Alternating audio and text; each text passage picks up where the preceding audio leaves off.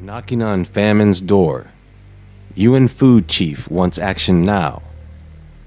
The UN Food Chief warned Thursday that the world is facing a perfect storm on top of a perfect storm, and urged donors, particularly Gulf nations and billionaires, to give a few days of profits to tackle a crisis with the fertilizer supply right now and prevent widespread food shortages next year.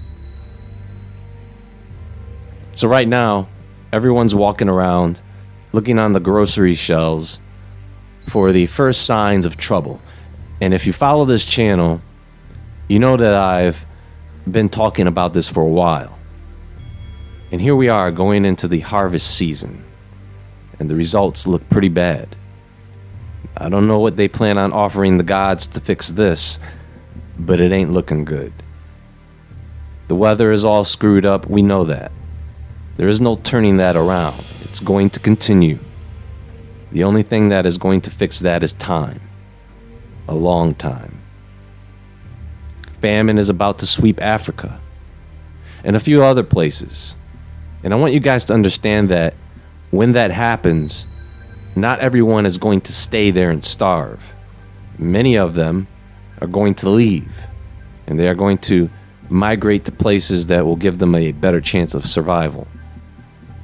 Meanwhile, in places like the US, they are going to start faking the truth.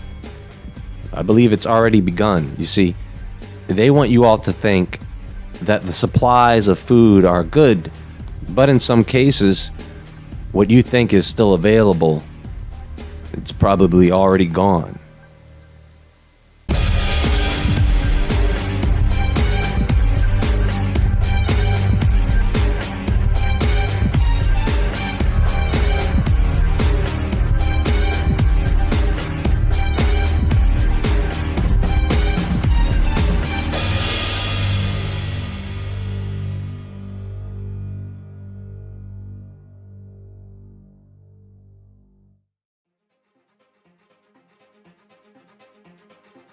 Countries step up to try and avert famine in Horn of Africa.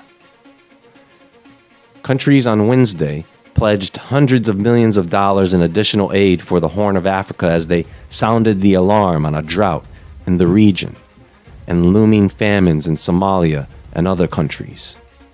The Horn of Africa is experiencing its worst drought in 40 years, and experts say the region is on track for a fifth consecutive failed rainy season. So what's interesting about this is that before a formal famine can be declared, the IPC, the Integrated Food Security Phase Classification, has a system in place for defining what a famine is to make that declaration. What is famine? The Integrated Food Security Phase Classification, IPC, defines famine as an extreme deprivation of food. Starvation, death, destitution, and extremely critical levels of acute malnutrition are or will likely be evident. A famine classification, IPC Phase 5, is the highest phase of the IPC Acute Food Insecurity Scale. I could have died from the time it took to say that. And is attributed when an area has at least 20% of households facing an extreme lack of food, at least 30% of children suffering from acute malnutrition, and 2 people for every 10,000 dying each day due to outright starvation or to the interaction of malnutrition and disease. Now, I'm no genius, but that's a lot of freaking people. That means by IPC standards, in a country like the US, where the population is around 350 million, given the whole population is affected, that's 66,000 people that have to be dying each day for it to be a Phase 5 classification. So, what are the other phases? They have a list here called the IPC Acute Food Insecurity Scale. At Phase 1, which is none or minimal, households are able to meet essential food and non-food needs without engaging in atypical or unsustainable strategies to access food and income. Then in phase two is stressed. Households have minimally adequate food consumption but are unable to afford some essential non-food expenditures without engaging in stress coping strategies. Now, this phase two sounds more familiar to you, right? Especially with the price increases on almost every other product. Well, here's what's coming next. Phase three, the crisis phase. Households either have food consumption gaps that are reflected by high or above usual acute malnutrition. By the way, folks, malnutrition is not cute. Or they are marginally able to meet minimum food needs, but only by depleting essential livelihood assets or through crisis coping strategies. So as you can see, there is a progression here, of course, and in the crisis phase, which is coming, this is when people start skipping meals. This is when people are left with a supply of lower quality food and less nutritious food. More people get sick at this phase because they simply aren't getting their nutritional needs met. And people are already going to be desperate at this phase and will start to sell off their assets for food. This is already happening. People are already starting to run out of food. They can't afford it. During that crisis phase, fat America becomes skinny America real quick. During that phase, people's clothes start to get loose on them. You'll notice. And if you're walking around with clothes that fit, people might think you're eating. So when that happens, have some larger size clothing on hand so you can avoid confrontation. You think I'm kidding? Wait. But does it even matter? Do you have food now? Or are you just as screwed as the guy next door? Now in phase four, the emergency phase, households either have large food consumption gaps, which are reflected in very high acute malnutrition and excess mortality, or are able to mitigate large food consumption gaps, but only by employing emergency livelihood strategies and asset liquidation. So this is the phase where people now have to start going into their emergency supplies, if they have them, if they haven't already started. If not, they have to give something up. Maybe their car, their boat, their home, bodies, whatever they have, right? And finally, at phase five, the catastrophe and famine phase, households have an extreme lack of food and or other basic needs, even after full employment of coping strategies. Starvation, death, destitution, and extremely critical severe malnutrition levels are evident. For famine classification, an area needs to have extreme critical levels of severe malnutrition or mortality. At that point, it's game over. People are going to wish they had a box of crickets then. They are probably fighting to survive and fighting off others who are fighting to survive.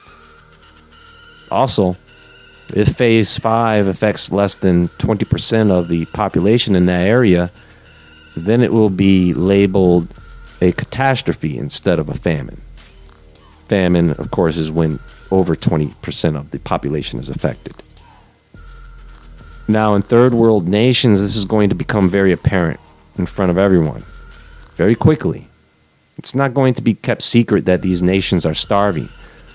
Now here, on the other hand, places including Western Europe, they're going to fake it as long as they can, that there is less of a problem than there actually is.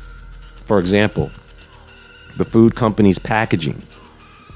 The packaging may be smaller, thinner. If it comes in a box, the box may be much larger than the contents in the box. If you ever pay attention to the number of ounces in a package of food, the number of ounces may be smaller for the same price. One of the ways they can stall is by manipulating the ingredients and the ingredient labels on products. For example, when you read the ingredient label, see, the FDA requires that you label the ingredients in a descending order by predominance by weight, meaning Whichever ingredient weighs the most, or whatever the product is mostly made of, is labeled first. And whatever ingredient that weighs the least is listed last. You'll have to watch for certain ingredients being replaced with cheaper, more readily available ingredients. You have to keep in mind how your food tastes. You may notice the taste of something may be off. It may taste watered down or diluted. You may start to open bags and boxes and get more crumbs and scraps than there normally would be. Here's one thing I want you to look out for. Anything that is made with flour or wheat flour, I want you to notice if there is a sour or sharp, somewhat moldy flavor to those products, because that means they are making it with expired flour. And if you cook something with expired flour, it won't necessarily make you sick. It normally won't. It might. But chances are you would be eating a box of crackers made from bad expired wheat flour, and you think it's just a box of funny tasting crackers or bread. Or maybe they add another ingredient to hide the taste, like sugar.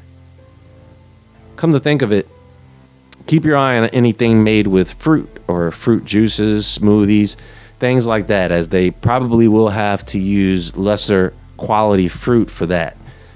They'll just add more sugar to account for the flavor. So what I'm saying this time around, folks, is that as the holiday season starts to come around and people start looking to make those holiday dishes, they may be surprised to find that they either can't find all the ingredients, or they are going to end up with some pretty sad looking dinner tables.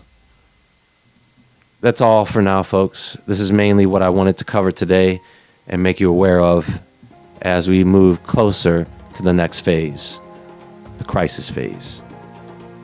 Be sure to visit woodwardentertainment.com and the Woodward Entertainment Store. You can follow me on Instagram at JAEWoodward. And until next time, folks, make sure your preparations are in order for this winter season coming. And as always, stay awake, stay aware, stay safe, and I'll talk to you all soon.